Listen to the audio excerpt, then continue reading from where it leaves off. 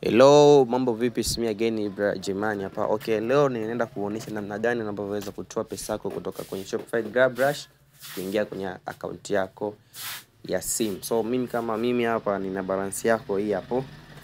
Kwa hakika balance yako inaanzia kuanzia shilingi 1500 na kuendelea. Kwa mimi hapa nina kama zaidi ya 25,000.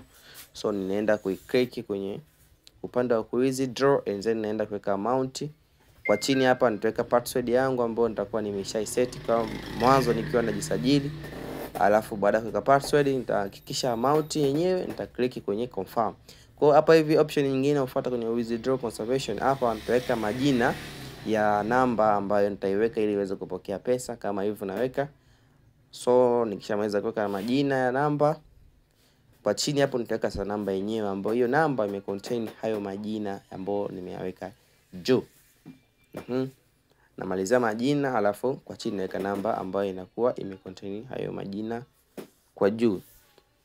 Okay, nahakikisha namba kama hivyo.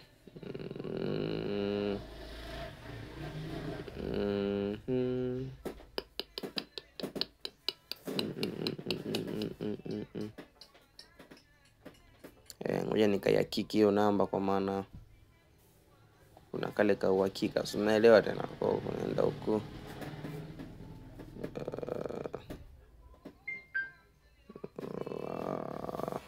Okay.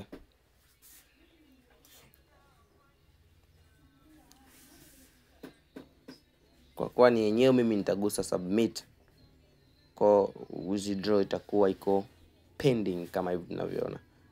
Kwa mimi hapa nitakuwa nimeshafanyaje, nitakuwa nimesha withdraw.